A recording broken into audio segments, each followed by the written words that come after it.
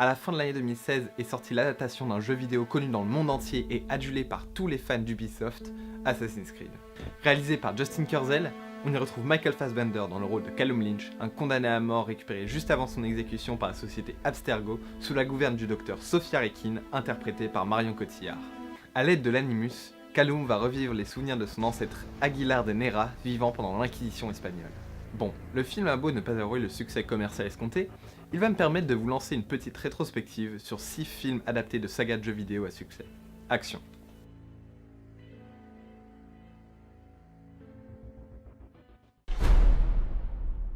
Tout d'abord, pourquoi Assassin's Creed a lamentablement échoué à escalader le box-office ?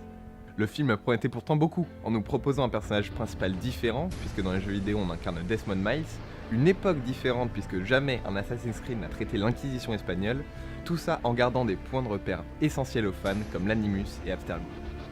Le principal défaut du film est d'être resté relativement superficiel, notamment sur le rapport entre Templiers et Assassins, relation plus complexe qu'une simple différenciation entre le bien et le mal.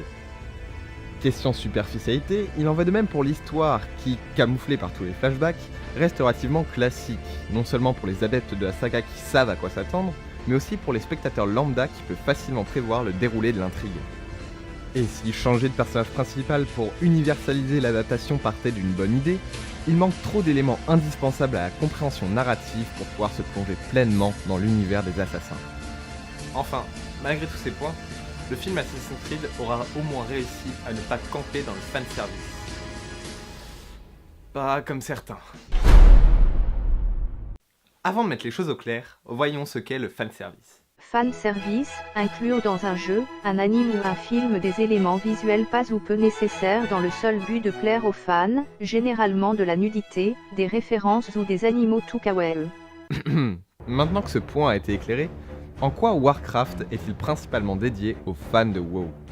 Au-delà de l'absence d'explication quant aux relations entre les personnages au début du film et l'abus d'effets spéciaux pour paraître le plus proche du jeu possible, beaucoup de détails sont incompréhensibles pour qui ne connaît pas le lore du jeu. Parfois ça peut rester marrant, comme le Murloc qu'on aperçoit brièvement ou le sort du ship, mais la plupart du temps, le spectateur se pose plus de questions qu'il n'y a de réponses. D'où viennent les orques ? Qu'est-ce que le Kirin Tor ? Pourquoi un gardien ? Après avoir vu le film, j'ai passé une bonne demi-heure à me renseigner sur tout ça. Et le pire, c'est que je me suis rendu compte que trop de fanservice tue le fanservice. En recherchant des informations sur le lore, j'ai relevé des incohérences scénaristiques. En Bazar, Dalaran n'est pas supposé voler, les morts de Medivh et Lane ne correspondent pas à celles des ouvrages, et la cité d'Hurlevent est censée être ravagée par la horde orque alors qu'elle reste intacte. Du coup, le film perd de sa saveur à la fois pour ceux qui n'y connaissent rien à cause du manque de clarté, et pour les fans de la première heure pointillés sur le détail qui repensent sans cesse à ces incohérences. En même temps, la critique est facile, mais le film a quand même cassé l'un des plus gros clichés de l'histoire de l'heroic fantasy au cinéma, celui des gentils humains et des méchants orques. Entre nous, qui a préféré Lothar, cette pâle copie d'Aragorn, Medivh ou même Cagdar, à Durotan ou Doomhammer, ou même Garona ?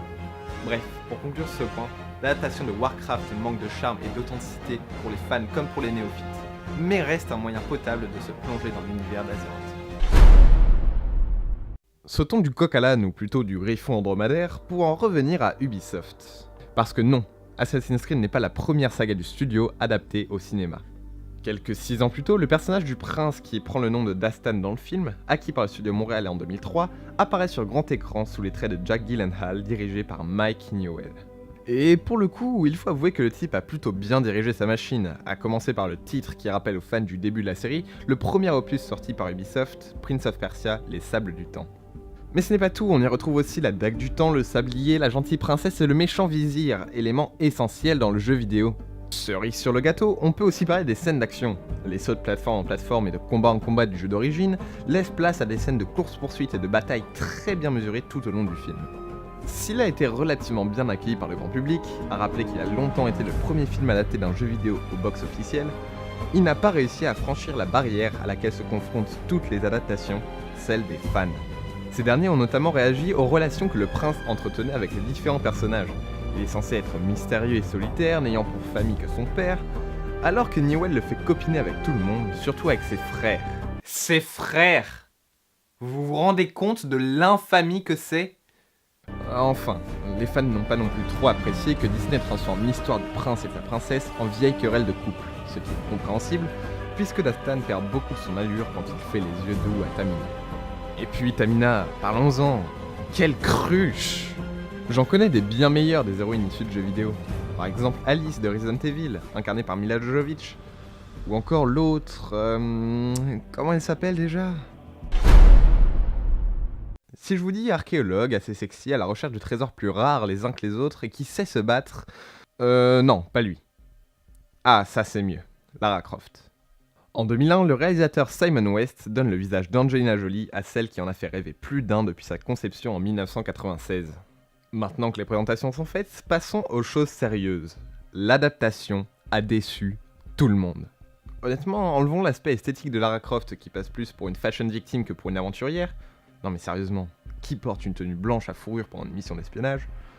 L'esprit du jeu est quasiment absent du film, on retrouve à peine un semblant de scène d'exploration, les combats sont mous comme pas possible avec une physique pour le moins douteuse et des ralentis dignes de Bollywood avec les balles qui passent à travers les corps.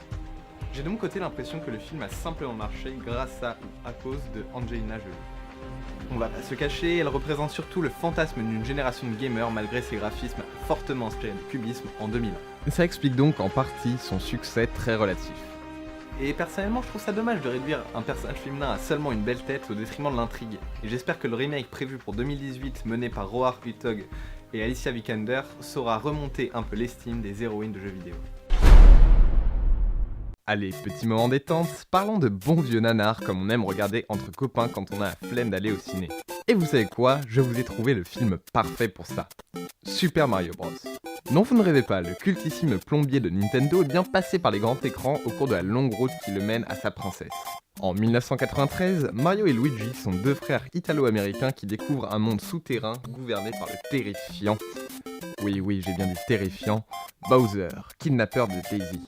Pas besoin de vous en dire plus, vous connaissez plus ou moins la suite, regardez simplement ce chef-d'œuvre de nanardise la prochaine fois que vous vous ennuyez.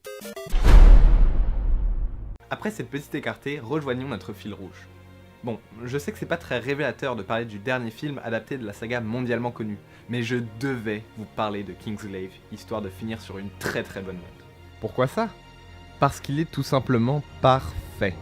Pour ceux qui n'ont pas suivi la sortie du dernier opus Final Fantasy XV, Square Enix a sorti en parallèle un film dont l'histoire précède de quelques jours celle du jeu. Et le résultat est sans appel. Tout y est, à commencer par ces graphismes réalistes mais pas réels conçus par motion capture qui font tout le charme des cinématiques vidéoludiques contemporaines. On y retrouve aussi tous les éléments qui font qu'on ressort bouche bée d'une salle de cinéma.